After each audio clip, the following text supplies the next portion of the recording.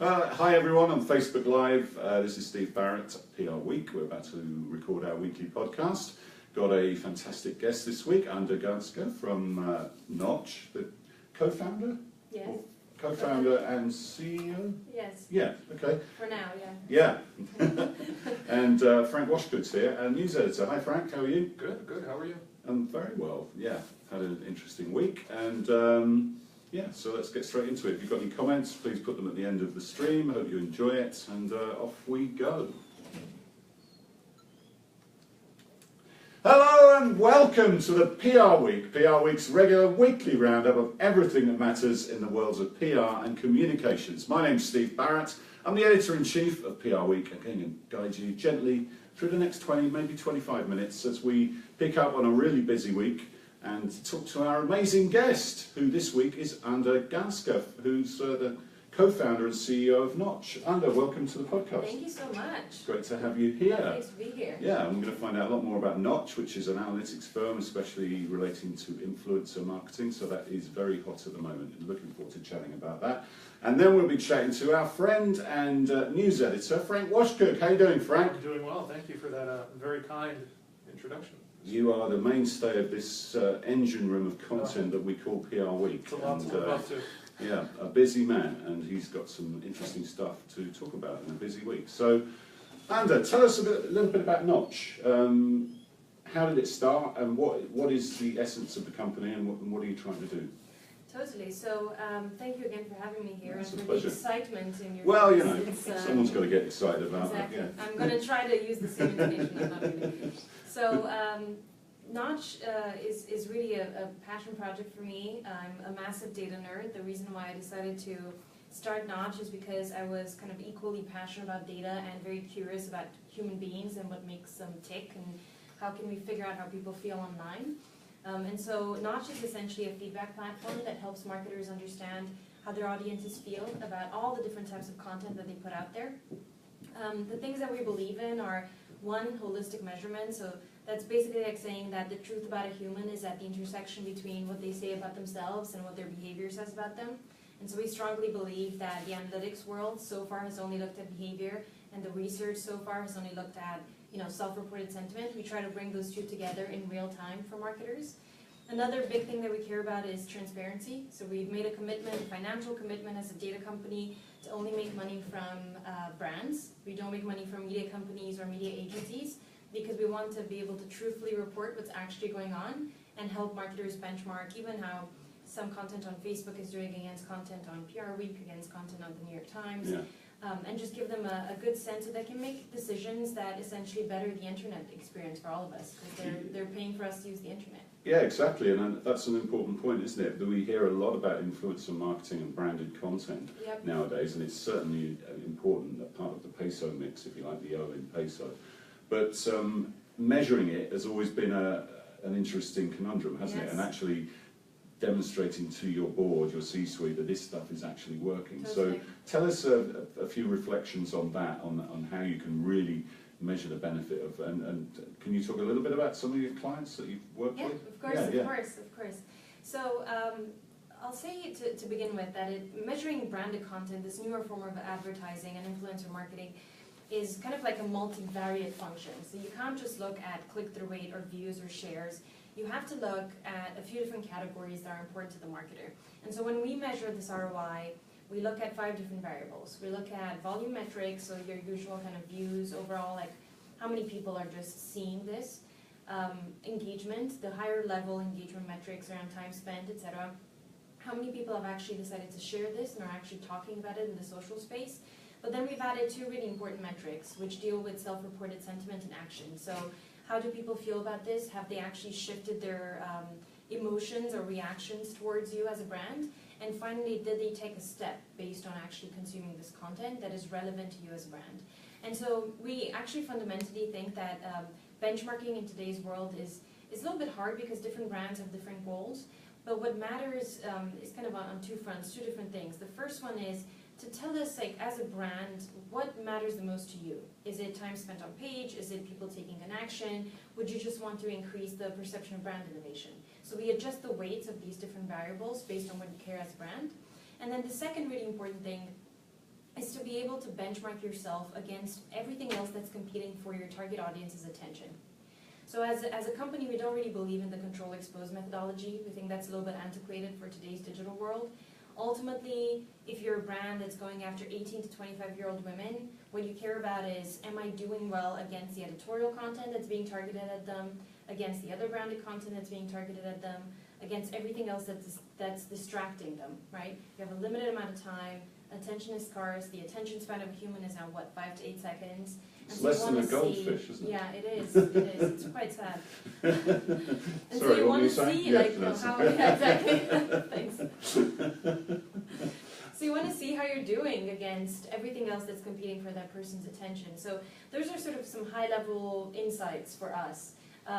In terms of customers that we work with, our first customer was GE. Beth Comstock sort of gave us our first shot, and I know she's a really big name. She kind of, everyone who knows Beth says like she's the best person. She gave us our first shot. I'm just one other person that she gave a shot to, and she's an investor in the company now, so that's been amazing. Linda, who's now the CMO, is one of our big, is one of our big supporters. So we measure GE's content across both actually email, but also all the bot channels and the own channels that they do in the US. We work with JP Morgan across all of their content owned and bought as well. We work with Unilever. We have a really big deal with them. We're going kind of global with them. And we have a few other brands in the B2B space, Prudential, HP, that we work with. And so, yeah, we're excited to onboard more brands. We tend to take every client seriously, so we invest a lot of time in figuring out how to drive success given the data. We don't just want to give them data, we want to actually give them insights that can drive them to success. Yeah, some real blue chip brands there to be working with. Yeah. And you've got a session coming up at Cannes, actually, haven't you, at the Festival of Creativity with JP Morgan. Yes, so me and Kristen are going to take over the main stage. That's Kristen Lemka. Yeah. She's the CMO. CMO of JP Morgan Chase, yeah. And she also looks after communications, does she? I believe so. Yeah, in that role. She's one of those people who does both. Which she's very much a CMO plus, as they call them. Yeah. And she's extremely excited about both data and transparency. She's bringing a lot of stuff in-house. And so we have a really good relationship. We both believe in going direct with the consumer and just, taking in the truth and not being afraid of making decisions based on the truth. And so I'm very excited about the session. It's going to be a 30 to 45-minute session on the main stage. We're going to talk about transparency and what we can do as data companies and CMOs to change our industry from kind of a nebulous guessing game to an efficient marketplace. Yeah, looking forward to that session. And if you're coming to Cannes, make sure you check that one out and also come to the PRWeek Haymarket Cabana, which is next to the Palais again. You can find out all about that at haymarket@cannes.com. Now, before Cannes, you are actually originally from Transylvania, aren't you? I am, yes. I actually just came back yesterday from Transylvania. A place I've always wanted to go, but and so is another of your colleagues, Dana, as well. Yes, exactly. We only hire people from Transylvania. And people with anagrams of Ander. Yes, exactly. Yes. But before Cannes, there's a really interesting event in Transylvania called Tech-Sylvania. Exactly. Which Great is name. Yeah, it's fantastic. It's almost like the sort of South by Southwest for the region. So do you want to tell us a little bit about that? Of course. So everyone knows Transylvania for vampires and Dracula. So I've heard all the jokes that one could hear, including my favorite one, which is "you suck." So I hear that quite a lot. But beyond that, Transylvania is a really gorgeous place, filled with beautiful hills and wine and just amazing things to do. In terms of technology, though, it's kind of the Silicon Valley of Eastern Europe. Okay. And not a lot of people know this, but there's a ton of hackers that come from Romania. Beyond that, there's a lot of outsourcing that's happening over there, and the quality of the work and everyone's cultural closeness to America and overall Western Europe is really great, and so it's proven to be awesome for the area and for the companies from kind of US and Western Europe. One example is LiveRail. They sold to Facebook. Their main engineering headquarters was in my hometown. It's called Cluj. So long story short, there's a lot of interest in technology, and a lot of startups are either starting in Cluj or coming from other regions in Eastern Europe to be accelerated in Cluj. And Tech-Sylvania is really a gathering of all of these people. It's a celebration of the birth of kind of technology in Transylvania, and it's trying to bring really interesting speakers who can help just bring more awareness around startups, entrepreneurship, and how hard it is to do it all. Sounds great. And have you been to Dracula's Castle? Of course, I go there every summer because I always have some friends who are like, oh, we must go see it. Okay, and is it worth a visit? Yes. All right, so you should get yourselves off to Transylvania, go see Dracula's Castle, and go and check out Tech-Sylvania on the way to Cannes. Sounds great. I would love to do that. So, yeah, what's the sort of aspirations for the company? You're a tech firm. How are you funded? Are you VC funded? And what are the aspirations in the medium to long term? Yeah, so we've raised around $14 million so far. You know, unlike a lot of startups... 14 or 14, okay. yeah. Unlike a lot of startups, we really want to try to get to profitability. I believe a lot in like this discipline of trying to, you know, manage your costs and your revenues closely. Ideally, we want to take the company public. I personally am driven by just learning a lot. I'm not driven by money. I'm paid very poorly. And, you know, I'd love to see where this road takes us. I think the Moat acquisition that happened a couple of months ago was a really interesting one in our space, and I definitely got a lot of phone calls afterwards from some of Oracle's competitors to see if, you know, we're interested in selling ourselves as well. But really for me, what's important is figuring out how to deliver value in this world, build a company that can scale, and have a really awesome culture. Yeah, sounds good. We'll look forward to tracking that progress, definitely. Frank, let's talk about some news stories. And the first couple are sort of in the area of influencer marketing, aren't they? We did an infographic for our latest issue, and that's on the website as well. Talk us through that one, which is in our lowdown. Sure, really interesting stuff from the performance-based company Linkia. So there's widespread agreement that companies should be using influencers, that they should be including marketers, that they should be including influencers in the marketing mix. 86% of them agree on that. When it comes down to whether they are satisfied with them, that number drops a bit to 53%. So they're all trying it out, but a smaller number believes that it's working really effectively at this point. It's interesting when you look at what are marketers measuring by influencers. 93% say engagement, that's the highest number, followed by 75% at reach. 73% are measuring impressions or views, and 57% are measuring conversion. So some interesting data to come out of that. And on top of that, there was a piece about the FTC guidance on influencer marketing, because there's been a lot of controversy recently about influencers, hasn't there, with the Fire Festival and people not being transparent about, you know, being paid for doing certain things, like some of the influencers at Fire Festival. Kendall Jenner was one of those, but she was also obviously involved in that Pepsi thing. Was she actually there? She certainly was paid to promote it. Right. I'm not sure she actually made it. Right. Altamont for millennials. She took the supposed $250,000 for doing one Instagram post. That is what we are told. Right.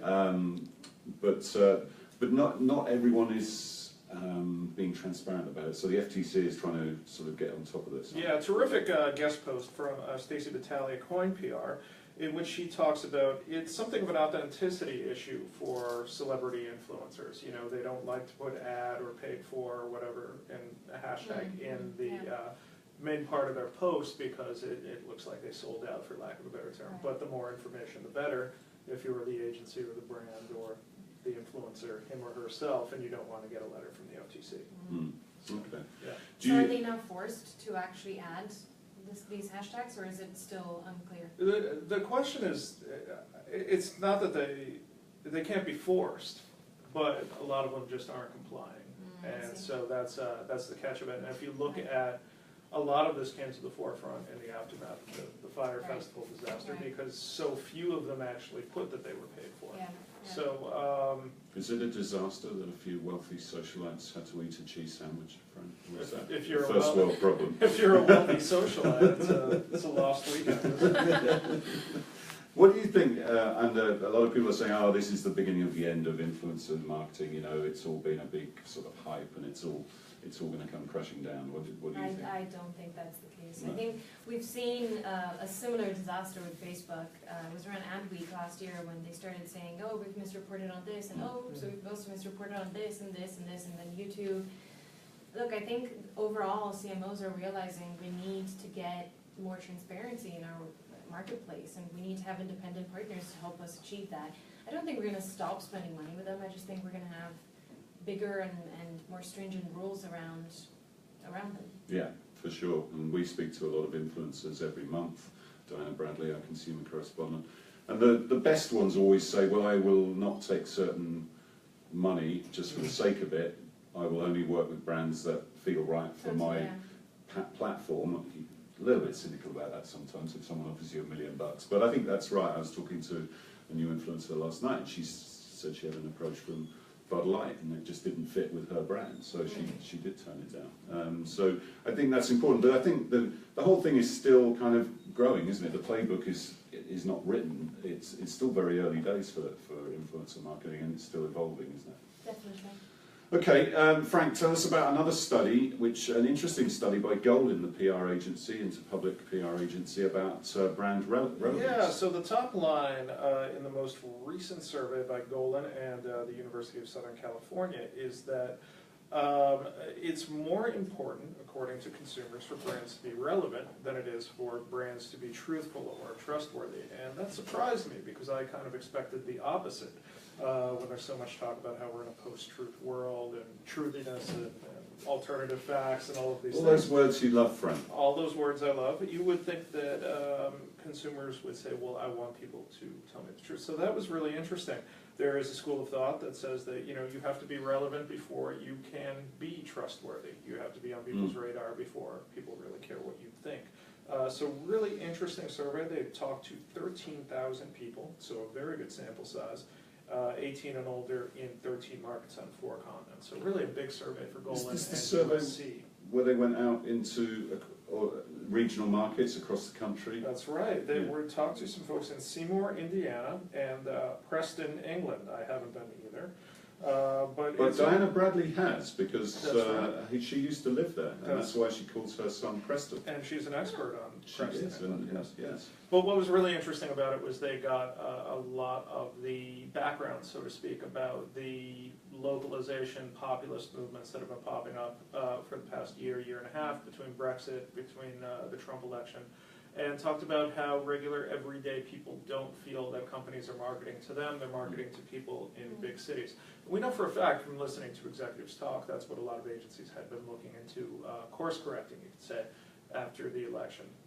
And I think also the media isn't necessarily getting into those places Right. either, is it? I did an event with Cision yesterday about the state of the media, and actually that part of their survey said 51% of people were more interested in opinion-based content than fact-based, which kind of backs up the Golin survey, doesn't it?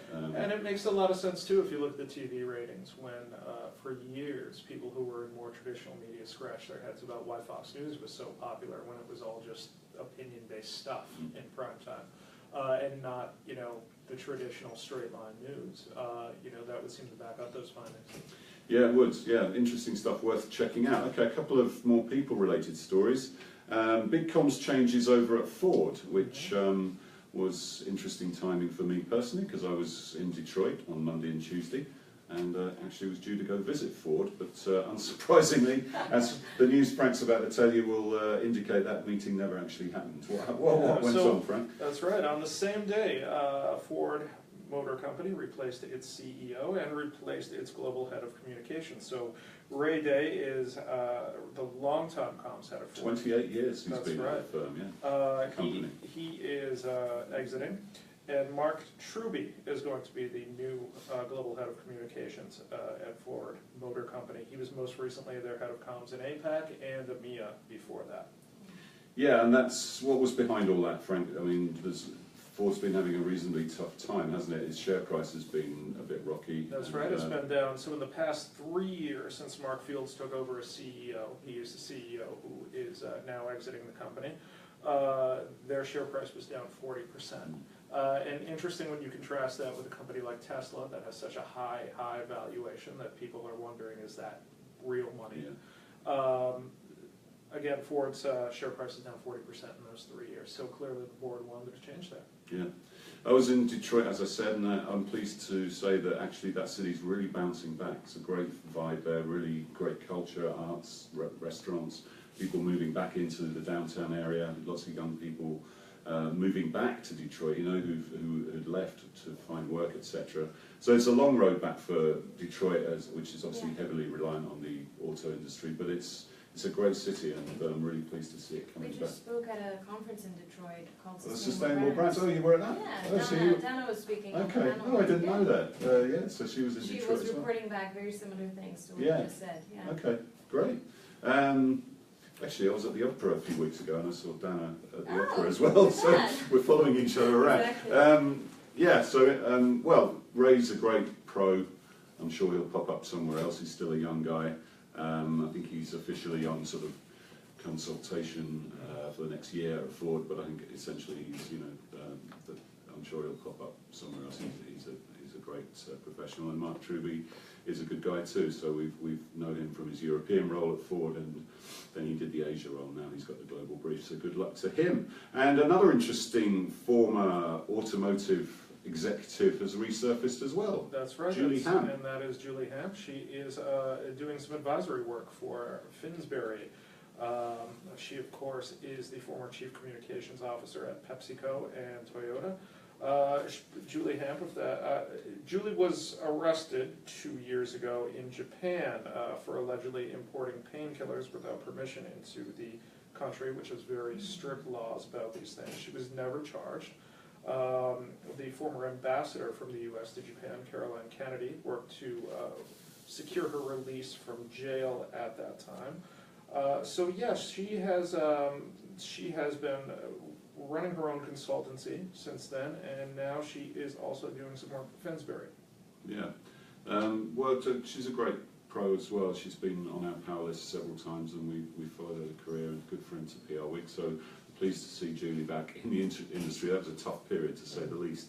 And yeah, so it was an unfortunate end to her stint at Toyota, and that was so groundbreaking that a female executive taking a global role in a Japanese. She was actually the auto first person. Yeah. She was the first female executive, and not just first American female executive, but the first female executive to reach that level at Toyota. Yeah, it was a real shame the way that finished up. Okay, thank you, Frank. Thank you, Anda. Of course, thank you for having me. Yeah, it's been a pleasure.